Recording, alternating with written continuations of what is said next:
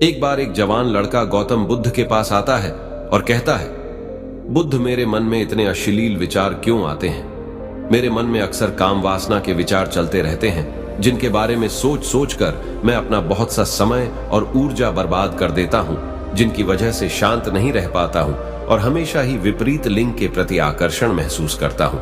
बुद्ध ने मुस्कुराते हुए कहा, क्या तुम्हें पता है काम वासना होती क्या है? लड़के ने कहा, बुद्ध, मुझे ये तो नहीं पता काम वासना का मतलब क्या है, लेकिन ये जो कुछ भी है बहुत बुरी है।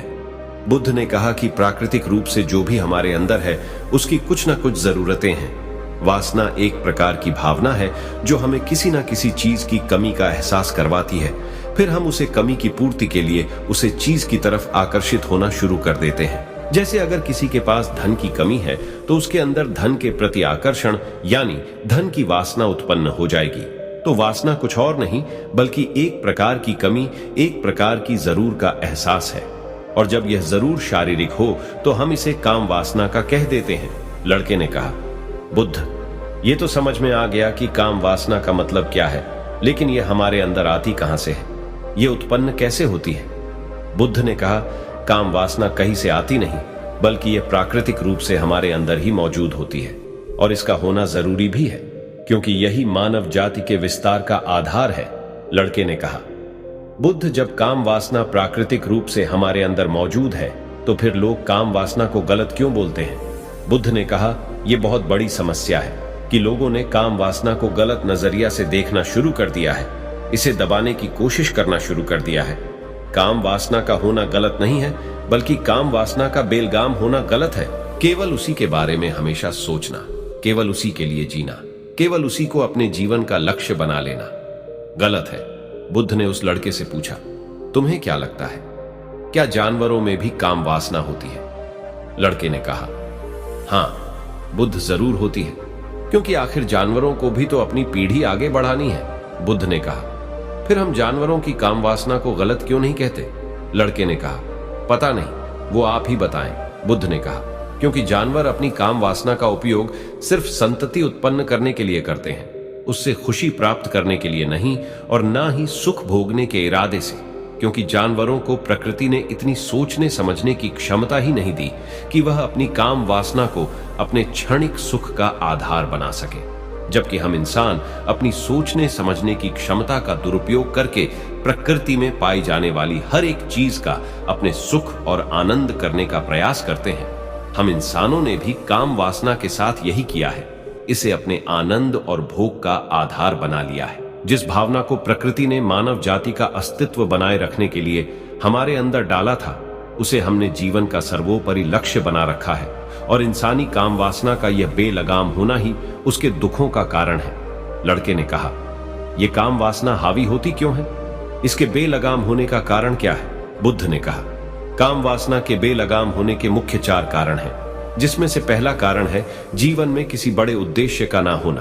बुद्ध ने उस लड़के से पूछा, क्या जब तुम किसी काम में व्यस्त होते हो तब भी तुम्हारे दिमाग में अश्लील विचार आते हैं? लड़के ने कहा, नहीं बुद्ध, जब मैं व्यस्त होता हूं तो मेरे दिमाग में अश्लील विचार नहीं आते। बुद्ध ने कहा, हमारा दिमाग एक बार में सिर्फ एक ही चीज के बारे में सोच सकता है, इसलिए जब हमारे दिमाग में कोई दूसरे विचार चल रहे होंगे तो अश्लील विचार आ ही नहीं सकते। अगर हमारे जीवन में कोई बड़ा और स्पष्ट लक्ष्य है और अगर हम उस स्पष्ट लक्ष्य के प्रति पूरी तरह से समर्पित हैं तो हमारे पास कभी इतना समय ही नहीं होगा कि ये फालतू विचार हमारे मन में घर कर सके। और अगर ऐसे विचार उठते भी हैं तो हमारे मजबूत लक्ष्य के विचार इन्हें आसानी से हमारे मन से अलग कर देंगे। लेकिन समाज की असल समस्या यही है कि अधिकतर लोगों के पास उनका स्पष्ट लक्ष्य ही नहीं है। काम वासना के बेलगाम होने का दूसरा सबसे बड़ा कारण है समाज के द्वारा इसे गलत बताकर उसे दबाए जान की कोशिश करना। लोगों के एक बड़े तबके ने कामुकता को हमेशा से ही एक शक की नजर से देखा है, और इसका सबसे बड़ा कारण है हमने अपने प्रजनन अंगों को शरीर के बाकी अंगों की तरह स्वीकार्य नहीं किया, जबकि हमारे प्रजनन अंग भी हमारे शरीर का हिस्सा मात्र है, इससे अधिक कुछ भी नहीं। आगे बुद्ध ने कहा, इंसानों में कामुकता के हावी होने का तीसरा कारण है हमारा अपने विचारों के प्रति जागरूक ना होना। हमारे मन में कैसे विचार चल रहे हैं हम इस पर कभी ध्यान ही नहीं देते। हमारे मन में उठने वाले विचारों के बारे में एक अनोखी बात यह है कि जब हम किसी एक चीज के बारे में विचार करते हैं तो हमारा मन उससे संबंधित और भी विचार हमारे सामने रखना शुरू कर देता है, और फिर ऐसे ही हमारे मन में विचारों की एक श्रृंखला बन जाती है जिस पर हम उलझ कर रह जाते हैं। ठीक ऐसा ही होता है अश्लील विचारों के साथ। हमने एक बार किसी को देखकर अपने मन में एक अश्लील विचार पैदा किया, फिर हमारा मन अपने आप ही इन विचारों की श्रृंखला बना देता है जिनके बारे में सोच सोच कर हम अपनी बहुत सी ऊर्जा और समय बर्बाद कर देते हैं। इसलिए पूरी जागरूकता के साथ अपने अंदर उठने वाले विचारों पर ध्यान देना जरूरी है।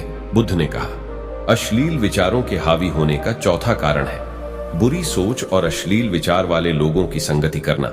कई बार ऐसा होता है कि कामुकता हमारे अंदर नहीं होती, लेकिन कुछ अश्लील लोगों के साथ रहने की वजह हमारे अंदर हावी हो जाती है। इसलिए बुरे विचार वाले अश्लील लोगों से दूरी बनाकर रखनी चाहिए।